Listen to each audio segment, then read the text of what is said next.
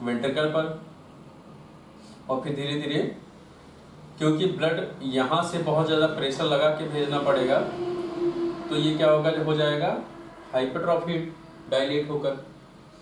और फिर इसके हाइपरट्रॉफी होने के बाद क्योंकि यहाँ ब्लड कंजेस्ट होगा तो धीरे धीरे यहाँ कंजेशन होना शुरू हो जाएगा, यहाँ बढ़ेगा, इसकी हाइपरट्रॉफी होगी, फिर कंजेशन कहाँ शुरू हो जाएगा, यहाँ, और फिर सिम्टम्स सेम आने शुरू हो जाएंगे। जेबीपी राइज होगा कि घटेगा, ये नॉर्मल रहेगा।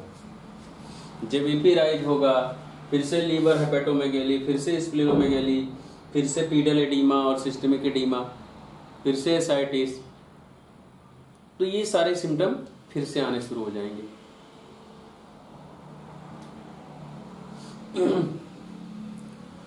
मरमर मिलेगा, ये सारे साइन आपको फिर से मिलने शुरू हो जाएंगे। इन्वेस्टिगेशन आप वही कराओगे, ईसीजी कराओगे, चेस्ट एक्सरे कराओगे और इकोकार्डियोग्राफी कराओगे। ईसीजी में आपको क्या मिलेगा, right heart, right ventricle hypertrophy मिल सकता है और एट्रियल हाइपरट्रॉफी मिल सकता है। कॉम्पोनेंट आपको राइट वेंट्रिकल हाइपरट्रॉफी मिलेगा पल्मोनरी स्टेनोसिस में। जिसके पास वॉल्व है और उस वॉल्व के अंदर से ब्लड पंप कराना होता है, तो वही मसल्स को काम, जिस मसल को काम करना पड़ेगा हाइपरट्रॉफी उसी की होगी। तो अगर ये ब्लॉक हो तो हाइपरट्रॉफी किस मसल की होगी?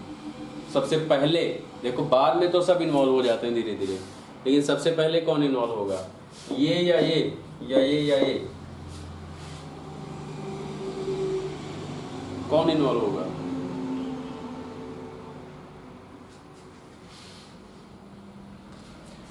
अगर स्टेनोसिस ऑर्टिक वॉल्व की हो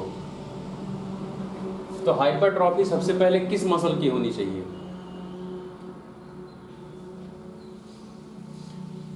लेफ्ट वेंट्रिकुलर हाइपरट्रॉफी होगी। और अगर हाइपरट्रॉफी यहां हो तो सबसे पहले किसका हाइपरट्रॉफी? लेफ्ट एट्रियल हाइपरट्रॉफी हो जाती है। अगर स्टेनोसिस यहां हो तो इसकी मतलब जिसको ज्यादा ताकत लगाना पड़ेगा हाइपरट्रॉफी उसकी पहले हो जाएगी।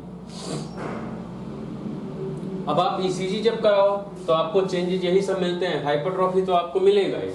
अगर यहां हाइपरट्रॉफी होगा, आप ईसीजी आपके हाथ में है, अगर हाइपरट्रॉफी इसमें है लेफ्ट वेंट्रिकल में, तो आपको आर वेव बढ़ी हुई मिलेगी, किसमें? V4 और V6 में, और AVL में, और लीड नंबर 1 में, मैक्सिमम हो सकता है लीड नंबर 2 में। और वही अगर राइट वेंट्रिकुलर हाइपरट्रॉफी है तो वहां भी आर वेव बड़ी मिलेगी। और उसमें क्या होगा, कौन से लीड में? V1 V2 में, AVR में, और लीड नंबर 3 में, हो सकता है लीड नंबर 2 में भी दिख जाए। क्लियर है? अगर एट्रियल हाइपरट्रॉफी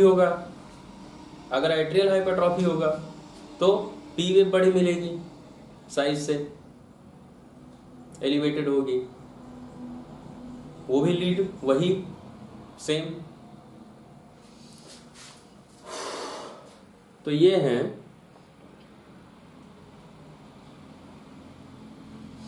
पल्मोनरी स्टेनोसिस। फिर बात करते हैं पल्मोनरी रिगर्जिटेशन के बारे में। अब अगर पल्मोनरी रिगर्जिटेशन है, मतलब यहां से पंप हो जाए ब्लड और पंप होकर फिर से रिवर्स हो जाया करे, पल्मोनरी रिगर्जिटेशन। तो रिगर्जिटेशन के जो कॉजेज हैं, वो सबसे कॉमन कॉज जो है वो एक तो ये है कि वॉल्व के लीफलेट्स में कोई खराबी हो, जैसे रिमेटिक हार्ट डिजीज हो जाए और यहाँ ऑटो इम्यून इन्फ्लामेशन चले और वॉल्वुलर लीफलेट्स ही खराब हो जाए, इनका शेप और स्ट्रक्चर खराब हो जाए। दूसरा ये सेकेंडरी भी होते हैं, अगर पल्मोनरी हाइपरटेंशन बहुत ज़्यादा हो, अगर यहाँ से ब्लड भेजा जाए और यहाँ पर बहुत ज़्यादा हाइपरटेंसिव कंडीशन हो और इस ब्लड को यहाँ क्रॉस करने में बहुत ज़्यादा प्रॉब्लम आए तो ये क्या होगा, ये ब्लड वापस आना शुरू हो जाता है पल्मोनरी हाइपरटेंशन केसेस में। और पल्मोनरी से हाइपरटेंशन होता कब है, कब होता है पल्मोनरी हाइपरटेंशन? इस एरिया में हाइपरटेंशन कब हो? हाइपरटेंशन मतलब ब्लड की फिलिंग, आर्टेरियल कॉन्स्ट्रिक्शन, ये दोनों सब, ये सब कब हो?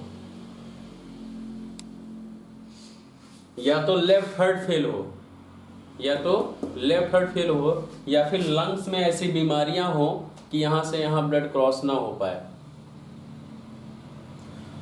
तो ये रिगर्जिटेशन ज्यादातर सेकेंडरी ही पाए जाते हैं और वो कॉज होते हैं या तो लेफ्ट हार्ट फेलवर के ही सेकेंडरी होंगे क्योंकि यहाँ से पंप नहीं होगा तो पल्मोनरी हाइपरटेंशन होगा, और या फिर लंग्स में ऐसी बीमारियां हो जैसे सीओपीडी, फाइब्रोसिस कि ब्लड ही क्रॉस ना हो पाए तो भी यहाँ पल्मोनरी हाइपरटेंशन होगा। और इजीली जो ब्लड यहाँ से क्रॉस हो जाना चाहिए, ब्लड फिर से प्रेशर मारेगा, प्रेशर देगा पल्मोनरी वॉल पर और पल्मोनरी वॉल डिस्प्लेस होगी अपनी जगह से और ये फिर से रीगर्जिटेट करेगा। और जब रीगर्जिटेट करेगा तो राइट वेंट्रिकल को बहुत ज्यादा प्रेशर लगाना पड़ेगा बार बार पंप करने के लिए, तो राइट हार्ट फेलियर भी होना शुरू हो जाएगा, राइट हाइपरट्रॉफी होगी और राइट हाइपरट्रॉफी से इस पे आएगा और फिर यहाँ।